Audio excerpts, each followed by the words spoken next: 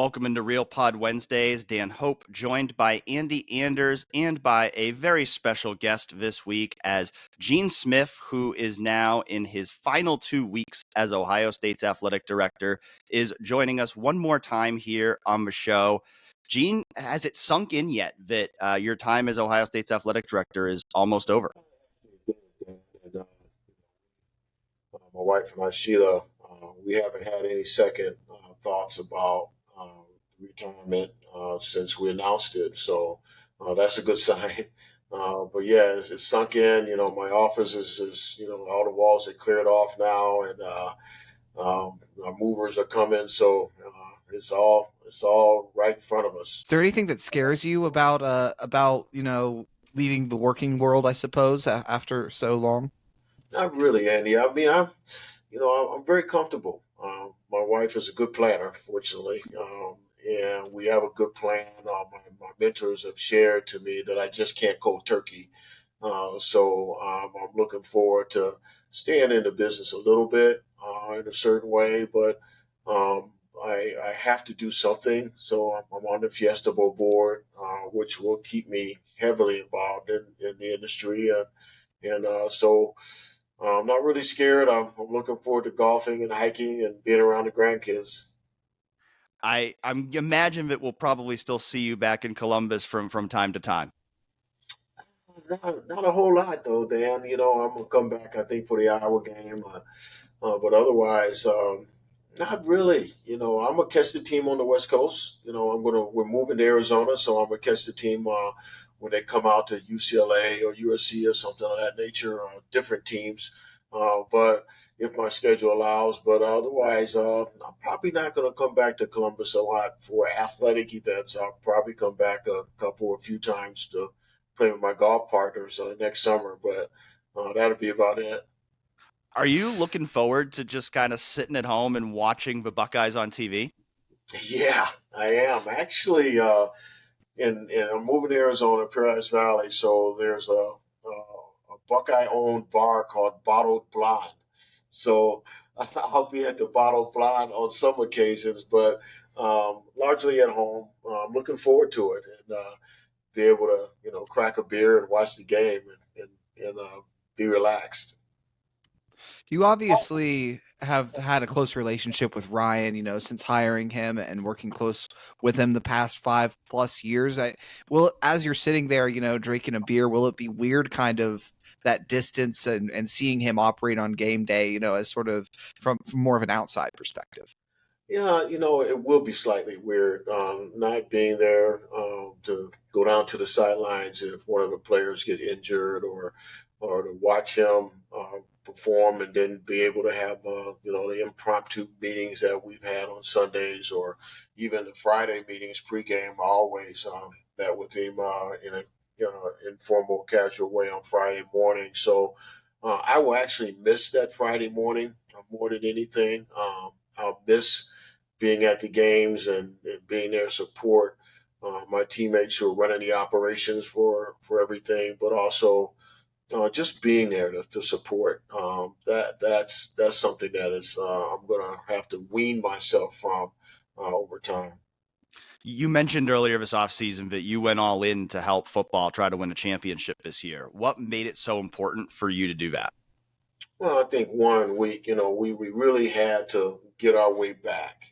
As both of you know, we were winning Big Ten championships on a pretty consistent basis, and which catapulted us into the old BCS, ultimately CFP process. So we got to get back to that. We got to get back to winning championships. And now this new system with the expansion, and then the new system we're going to probably, unless we fall flat on our faces, we're going to probably be in. The question is where in. And so, if you're able to fortunately win the Big Ten championship, then you're in all likelihood going to get a bye. So we just got to get back to that. And so I felt like what other things could we do to invest in football? Particularly in my last year, I could make some decisions and the bullets can fly at me um, around those decisions, and we just go all in. When you say, bullets flying at you around those decisions, are you saying like it gave you sort of more freedom knowing that your retirement was coming up to be a little more bold and maybe whether it's NIL strategy, whatever it may be, to kind of enable this push for football? Yeah, it was more around the salaries of coaches, and I won't go into details about, who we may have lost if we didn't up their salaries or those type of things. And obviously getting a Chip to Kelly at that level of a salary was significant. And then investment in facilities. Normally I would have been more conservative around what we did in the Woody Hayes.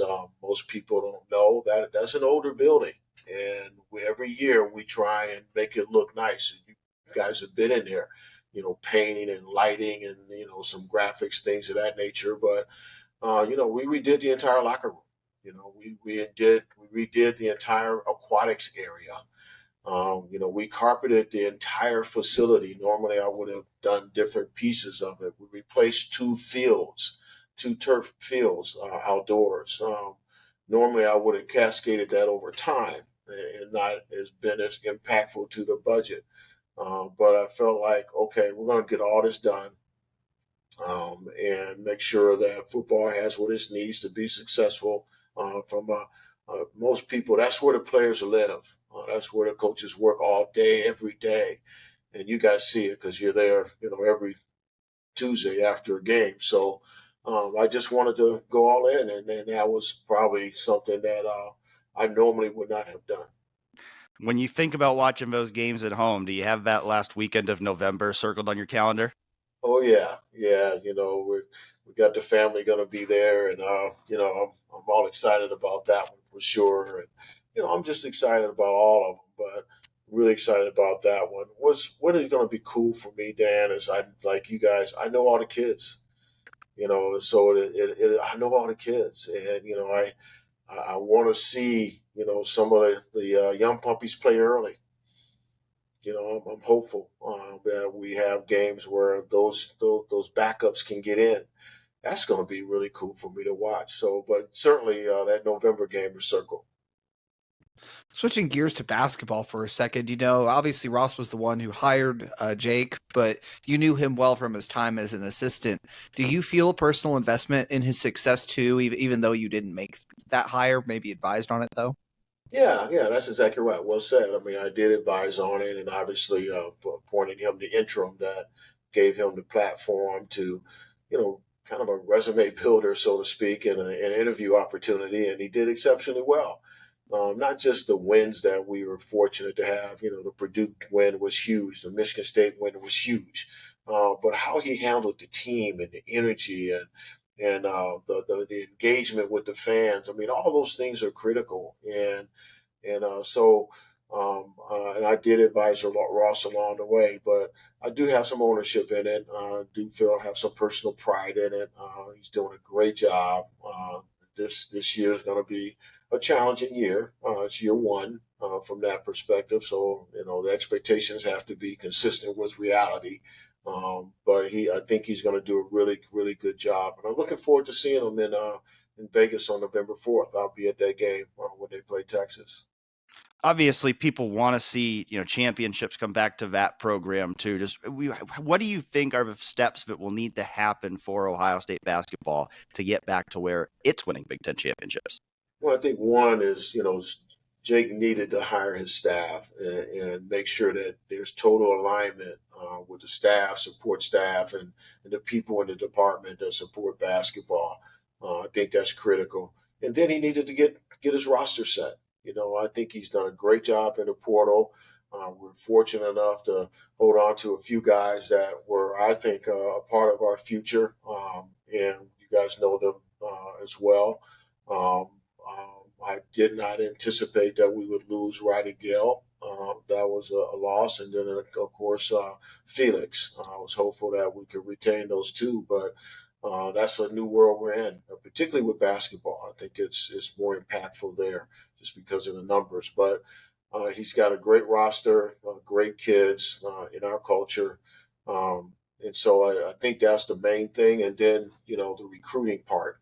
It's just going to Ohio is blessed over the next couple years to have some unbelievably talented basketball players. We got to be strong in that space, and which was played well for Jake in the hire. So anyway, I think we got to get it. All comes down to players. You guys know that. So great players make great coaches. So we got to make sure we're really strong in the recruiting. What has it been like? And obviously, this was one of the big things you worked with Ross over the last few months. What's it been like working with him for these past 4 months? And what do you think Ohio State fans should expect from him as the athletic director? It's been enjoyable. Ross and I knew each other before, and I have a lot of respect for him and his career path. He's a seasoned athletic director, seasoned administrator, and he holds the values that we all hold dear. So helping him transition and learn our culture and how we operate here as an institution, and helping him understand what Buckeye Nation is all about. And this is obviously the largest program that he's ever overseen. So understanding that mass number of people and 575 employees or whatever it is, and all the concerts and nationwide arena and all those things that we run, I think he's get acclimated to. So it's been great to work with him, and some of my teammates knew him too. Dan Clorin and he worked together as development officers, in the industry. So, it's worked well. He's got a great relationship with the president, which is critical. So he's figuring it all out. What's maybe your biggest advice to Ross that you wish somebody had told you before you became Ohio State's athletic director? That's kind of hard. I think probably the biggest thing is the pause and don't press. Take your time. Um, you feel like you got to sprint sometimes when you're driven and you're kind of a slightly type A personality. You want to roll, and you ought to take your time a little bit. And he's doing that. This transition has allowed him to do that actually. But that would be the biggest thing. Is I was fortunate when I first came in. I just read a book by Michael Watkins, The First 90 Days, and that helped me frame my transition time around pausing. But that's probably the biggest thing is don't feel like you got to change everything right away. Just read the room. I've seen some of my colleagues go in at different places and change the mascot, and they don't last long. Can you imagine if I changed Brutus? Not go well. That's a little weird. Let's just change it. Let's redo everything. Shoot. Yeah. Speaking of change, obviously this is college sports as a whole since you took over in 2005 has shifted drastically. In what ways has that changed the job of being an athletic director at a major program like Ohio State? You have to begin to think differently. There's no question that you have to really think about everything differently. I actually think the model will be defined in 25, and then you go through 25 and early 26, and there'll be clarity that everybody will be able to manage it. But I think the biggest thing is you got to think different budgetarily. You have to pay more attention to this new ecosystem, and making sure that you have a stronger emphasis on financial management, teaching that with our student athletes. They're going to come into through the revenue process. The revenue share process. They're going to come into more money. So making sure that your financial literacy program is the best that it could possibly be. Ours is really good, but everything needs to be looked at, and so there's just a whole lot of things with that. Just really, really more attention to some of those details. The money's going to be the money, and that's just reality. We're going to be told what it's going to be. And then you just got to embrace that change and roll with it. How well do you think Ohio State is prepared for this new revenue sharing system, and just for college sports in general? How do you think that's going to be good, bad, or whatever for college sports? Well, I think we're we're prepared. Obviously, we have great support from Buckeye Nation, and we really began last year talking about this. I always told our coaches and my teammates that this was the case. That once it's settled, once hopefully it wouldn't go to court, which I was really praying for. But now that it's close to being settled, that would bring clarity, and now we have it to some degree. We'll have more when the judge makes her final decision, but I think we're well positioned. We started to reduce expenses in a lot of different areas, big time. We have started 2 years ago a revenue generation committee to think about other things we could do to generate revenue. I mean, you guys saw it. I mean, I never thought we'd be playing golf in the stadium, So we had 11,000 people play 9 holes of golf in the stadium, and that's just unique for us. But those type of things we have to think about and do and take the risk associated with them from a revenue generation point of view. But we also need to significantly reduce expenses around a number of our different areas in sports, and we're doing that. What are You some men- of those areas where you're looking to cut expenses? Well, it's largely, so I think one of the things we all have to get used to is the fact that our programs probably won't be as the same across the board. So we just have to kind of look at where teams travel, how they travel, scholarship allocations, all those different things, and we began those conversations, and Ross and others, his team will begin to make some solid decisions on that. We've been totally transparent with coaches, helping them understand that something's coming. Exactly what, don't know. But those things we have to look at. Is there any level of fear that Ohio State might have less than 36 going forward, or is every effort being made to maintain all 36 as they are currently? Yeah, we're kind of committed to maintaining those 36, and I think we may change how our expectations with them based upon how much you invest in them.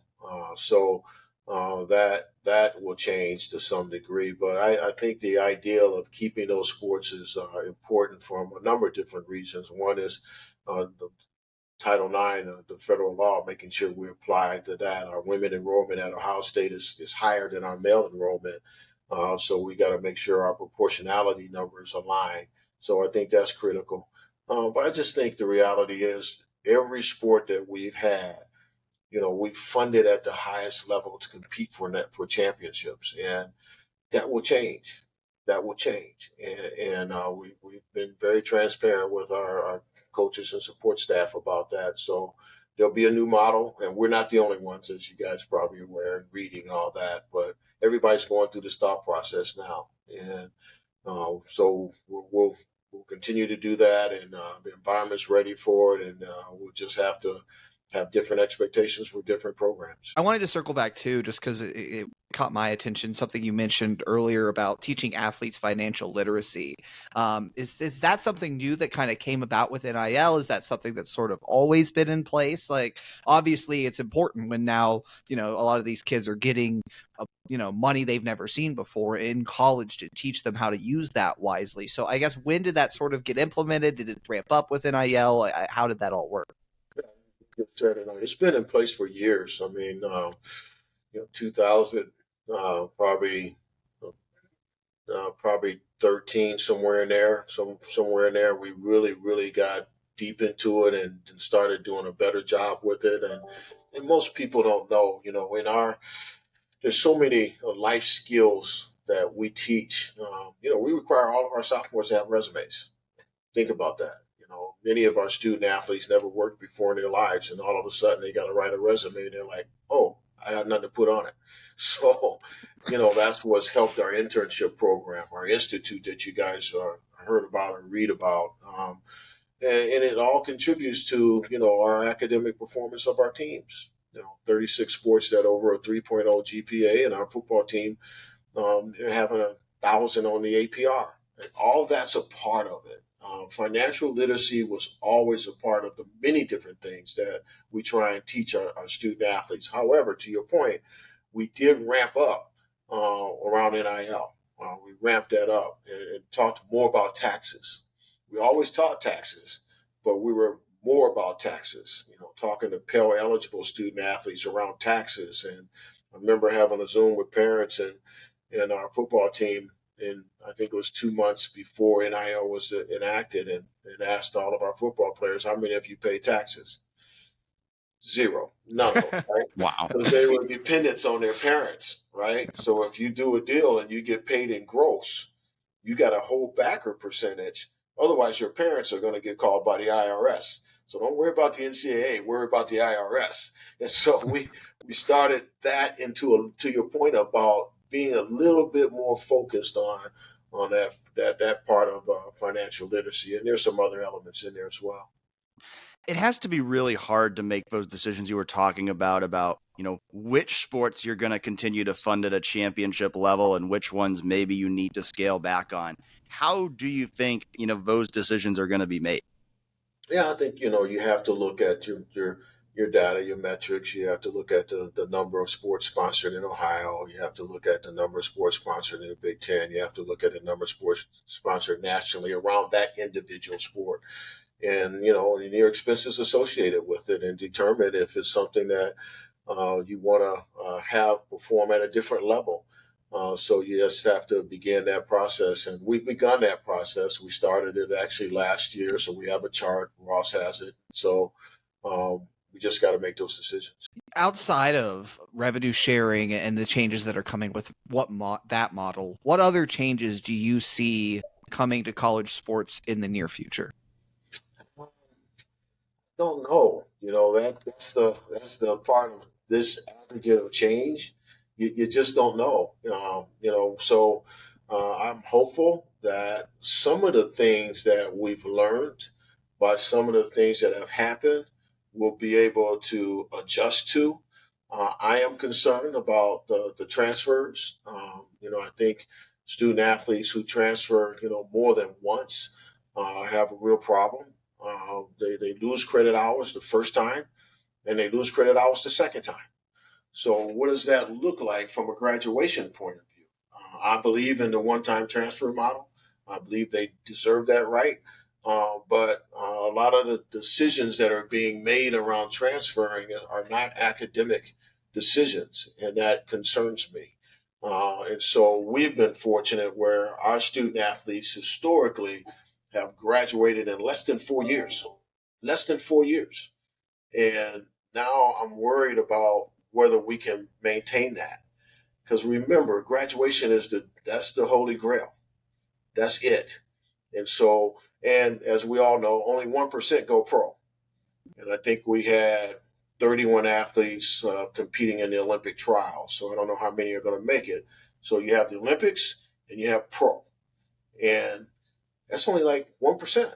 So the rest of them got to find jobs. And you need that sheepskin in order to find a job. And so I think that focus has to always continue to be part of our culture and something we tether to. But I'm worried about the transfer part. I'm hopeful that changes over time.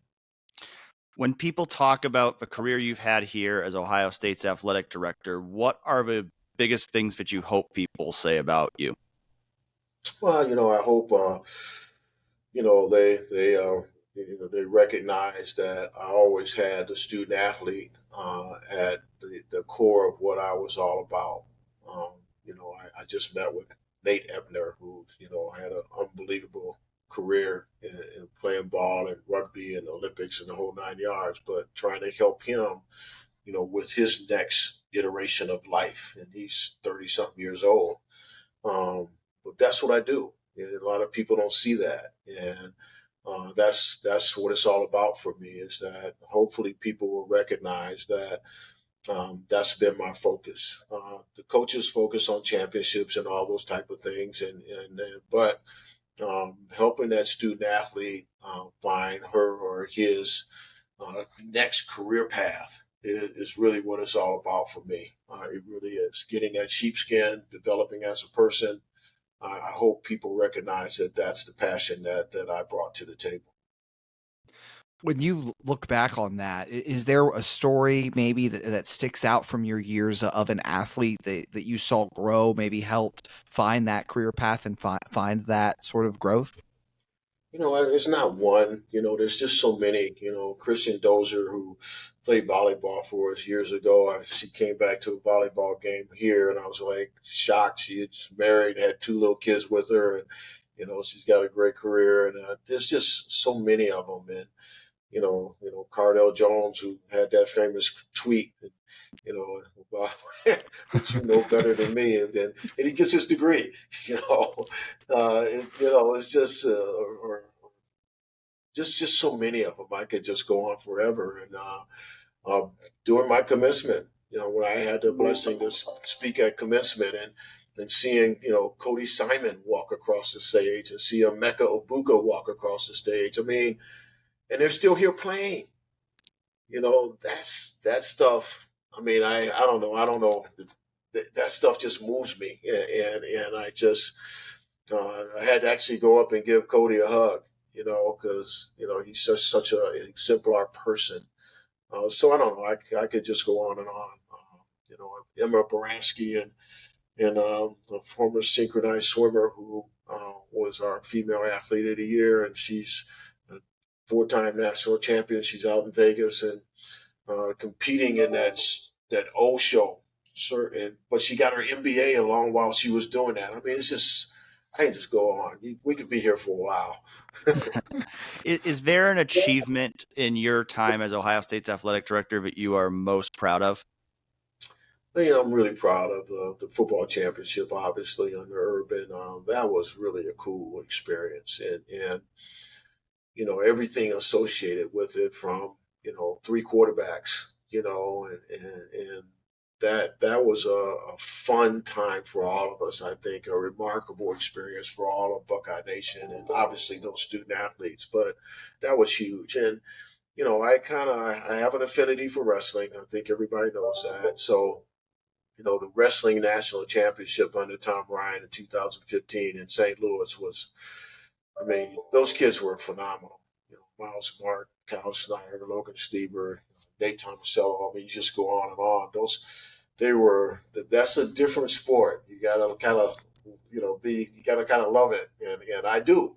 It's a true definition of the man in the arena. And I just enjoyed it. And that stands at the top of the pyramid for me. Now I can keep going there because men's volleyball and, night women's ice hockey. And I mean, I can just keep going, but those two probably stand out to me a lot. There's a variety of sports you listed in there, and I think one of the lasting legacies you have as athletic director, and it's been kind of talked about, is that you had a holistic approach and really elevated all sports at Ohio State. And over the years, what made that so important to you, to not just the focus on football and basketball, but to really elevate the entire athletics department? With the resources that we've been blessed to have and the model that we were in, now that's going to change. But the reality is, if we could provide the resources for Pistol to win, national championships, then we should do that. And it's not that much, but we did that. And that did concern me that our Pistol team was beating Army. I'm like, oh, if I'm going to war, I'm taking my pick. But the reality is, all of those young people, they have a talent, a gift that we needed to make sure we had the best platform possible for them to develop that gift and be champions with it. And whatever sport it was, fencing, whatever sport it was. And so um, I just felt like that was the right thing to do. Parents give us their children, their most prized possession, and they develop them to that point, 17 or 18 years old. So it's our responsibility to help develop them in whatever sport that they're in, along with all the other issues that we talked about, but certainly in the sport that they're in. Well, Gene, we want to thank you for being so gracious with your time with us over the years. It's always been a pleasure to have you on the show and talk to you, and we wish you nothing but the best in retirement.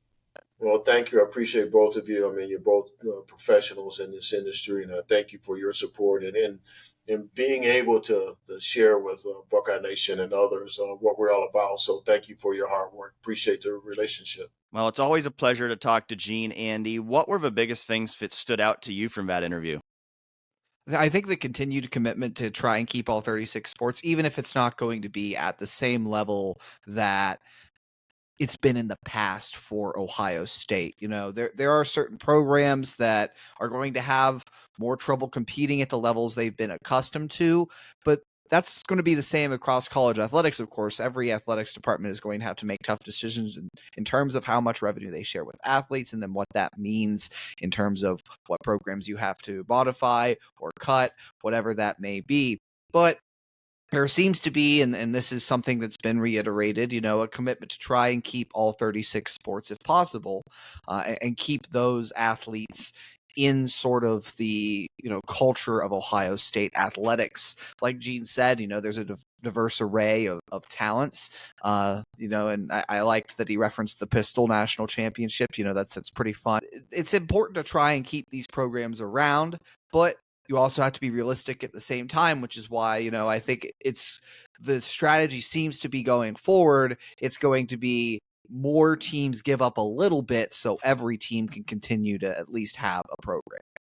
Yeah, I think Gene's sentiment is shared by many. It's like, wait, Ohio State is beating Army in pistol? But that just tells you how good Ohio State's pistol program has been. But yeah, I think that's what stood out to me as well, is the fact that, you know, he had said that when we talked to him back in April with other media members. But to hear him say that again, that, you know, they've had those conversations. They've begun talking to coaches from different sports about the reality that certain sports are not going to be funded at that championship level, as he refers to it. And, you know, hopefully we'll be able to have Ross Bjork here on the show at some point after he has started as athletic director. And I think that's certainly going to be a question I'm going to be interested to ask to him, is how do you make those decisions? Because it is tough decisions. I mean, we've had some conversations off air about certain sports that, you know, would this be the first sport to be cut, or would this be the sport to lose its funding? But there's no easy decision to make there, because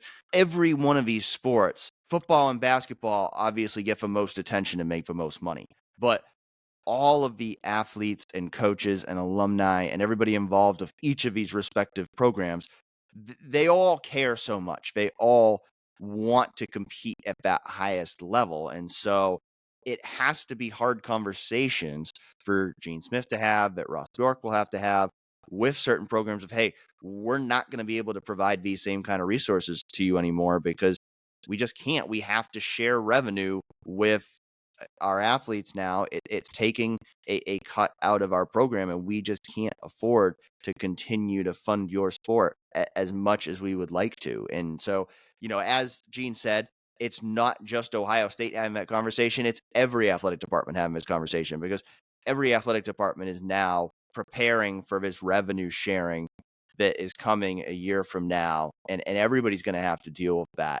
But, you know, for Ohio State, there's a unique challenge in there, in the sense that Ohio State has 36 sports, the most in the country, which means there's a lot of different sports you got to deal with. I think too, it was interesting to hear some of the delving into what the all-in investment to football meant this offseason. I think facilities isn't necessarily, you know, a decade ago, maybe that was one of the first things that might have come into your mind, is improving the facilities as this all-in push. But hearing him dive into more of how important it was, he felt, to upgrade some of the things in the Woody Hayes Athletic Center, you know, like he said, 2 new turf fields, new locker room, new carpet, all these things. And when you're trying to impress transfers on a visit, I would suppose that that goes into that, you know, and we've seen some photos and videos from the locker room upgrade. It looked pretty impressive. And I think that, you know, you talk about the NIL stuff, he didn't get into that as much, but the coaching salary, you know, really opening up to get the best assistants possible under Ryan Day, and then those facility upgrades. It seems clear to me that Gene, going out in his final year, wanted to set up the marquee program at Ohio State, the athletics department as a whole, but especially the marquee program at Ohio State, for success long term, as much as he could, just being the director and being the guy who calls the shots in terms of, you know, how money is spent. So that dedication and that commitment, I do think, was partly spurned by it being his last year and him being willing to, spend more of that money and have that be what he left behind. And it's an interesting dichotomy there because we just talked about how Ohio State is going to have to cut resources for some of its sports, yet he's talking about going all in on football. And I think that's interesting because I do think there's a sentiment among some Ohio State fans that, maybe having 36 sports has hurt the Ohio State football program because Ohio State has so many sports to fund when it's not just, putting all that money into football. But I think, the way Gene has talked about both those topics, tells you, football remains Ohio State's top priority. It's the sport that brings in the most money, and it's certainly the sport they spend the most money on. And, I think, in that transition from Gene Smith to Ross Bjork, that's going to continue to be the case, if not even more so the case. But, I think there's certainly a recognition from, the top down, from President Ted Carter to the top down, that, when it comes to Ohio State sports, football is king, and that competing for championships in football is king. And that all factors into it too when you start talking about allocating resources. We don't know exactly how that revenue sharing model is going to work yet. I don't think even Gene Smith knows exactly how that revenue sharing model is going to work yet. But we do know that the top priority when it comes to that revenue sharing is going to be getting more money in the hands of Ohio State football players and using that money so that Ohio State football can build the best roster possible. I think too, looking long term, if it's the thing that pushes Ohio State over the top, there's going to be more money to be made the further you get in the playoffs in this era. If you get all the way to the championship game, that's extra cuts of extra bowl revenues, and those sorts of things. And there's, of course, the more increased attention, increased, whether that's merchandise sales, whether that's attendance in the future. Not that Ohio State's ever had an attendance problem, but these things also are going to increase revenues for the athletic department because football has always been option 1, 2, and 3 in terms of generating revenue, right? This is what allows Ohio State to fund 36 varsity sports, is how much money football makes specifically. And so, increasing that brand even more, and if it's, sometimes you do have to spend money to make money. So if a few extra coaching hires, some facilities upgrades, if these are the things that are able to push you deeper into the playoffs, perhaps get you past Michigan, whatever it may be, then that's also going to generate more revenue to then fund those other sports and continue to fund football in the future to the fullest capacity. And so football, I'm sure a lot of fans are happy to hear that football is still the top priority, and Ohio State spared no expense in Gene Smith's last offseason.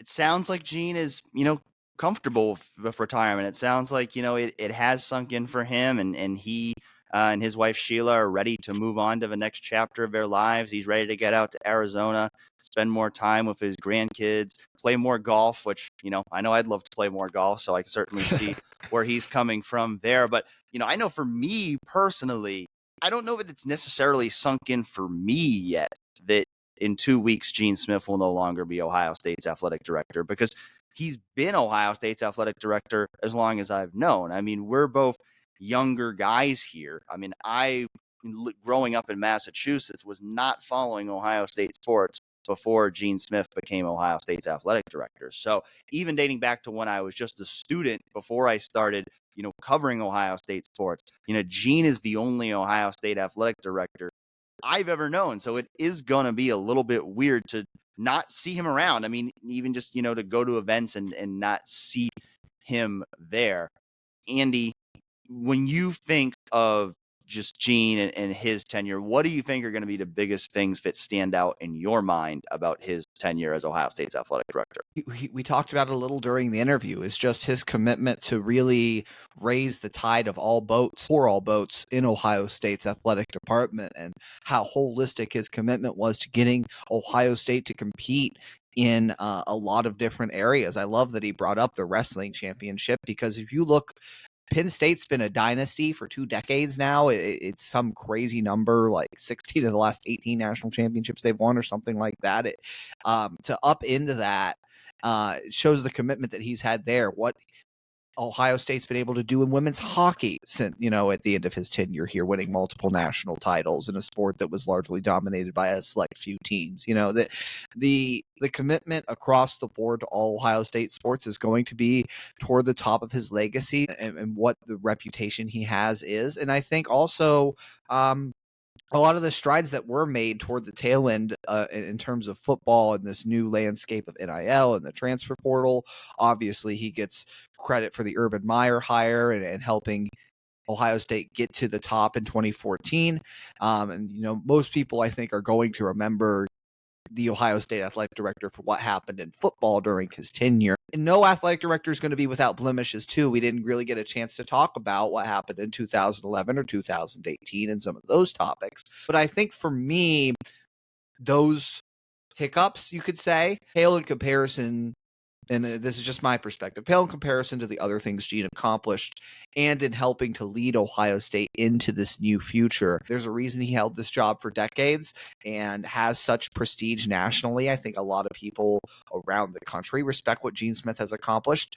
And getting Ohio State also to a place through all of this where he still has a very clearly, whenever you talk to an athlete-focused mindset, development mindset about these people and getting young people into the careers they want, into the lives they want outside of sports. On top of that, he was still able to put Ohio State at the top of the mountain in terms of revenue generation and helping secure these big media rights deals and helping the athletic department make as much money as it ever has. So I think when you look at, for me, the whole scope, it's a great legacy Gene leaves. And again, maybe there's a little bias for me talking about it because, like you, I mean, he's been the athletic director pretty much since I gained sentience, So it's hard to picture a world without Gene. But for me, I think it is a great legacy he leaves behind. Yeah, I agree with you on all that. I mean, obviously, people are always gonna, think about the things that went wrong, and he was certainly not perfect in his tenure as Ohio State athletics director. He certainly had some moments I think that he would like to have back, but I think by and large, I mean, he's going to be very much in the conversation for the best Ohio State athletic director that's ever overseen the department with just everything that he did in his 19 years, the success that so many sports had under his watch. And, to your point, I think, for Gene, you always felt that his commitment to the athletes was very genuine. And when he talks about, every time we've had him on the show, he always talks about, preparing athletes for graduation and, preparing them for life outside of sports. And I think that is something that is very meaningful for Gene, that he understood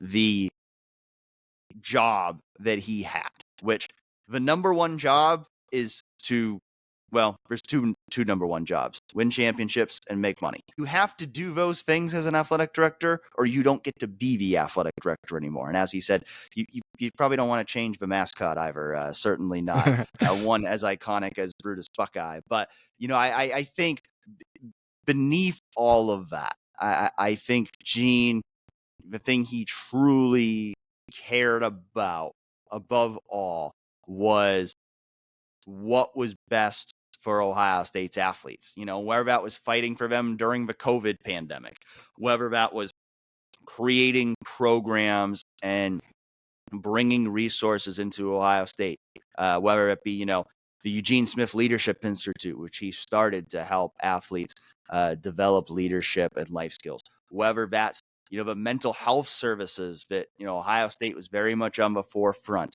of bringing those into college sports.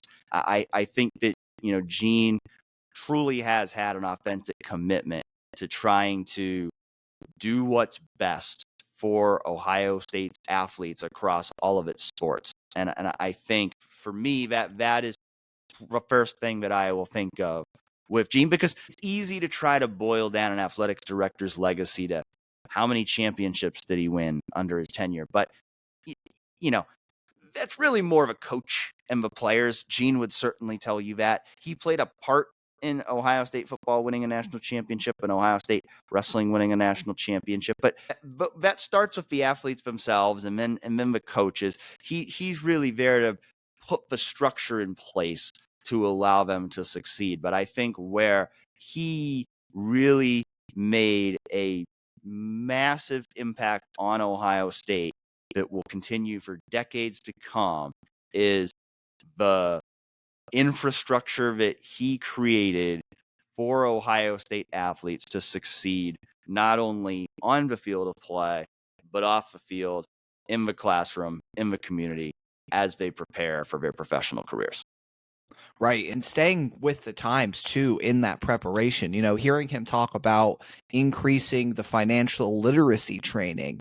And that's why I wanted to follow up on that, is because I think it's good to, whenever you talk to Gene, while he certainly has an approach to things, while he certainly has things he's done that have worked in his career that he returns to, he allowed himself to stay innovative throughout his decades-long career and not be left behind by the changes that are happening.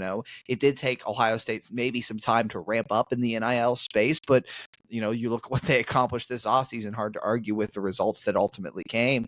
And again, with that, then you're now preparing your athletes how to handle these large sums of money they could be getting, in football, or even smaller sums in other sports, and training them even just how to do taxes, like he said, I'm sure there's some portion of that that's talking about how to invest that in your future rather than just spending all the money you get on these flashy things now, and being wise about that. I think that's so good to hear that Ohio State was not only at the end of his time start really getting proactive in terms of talent acquisition and retention in the NIL space, but also teaching athletes how to deal with that. So I just think that speaks again to his legacy, to how he's put athletes first, not just in the words that he's spoken, but I think in the actions throughout his tenure and with that Leadership Institute, too, how he's put the off-field needs of athletes first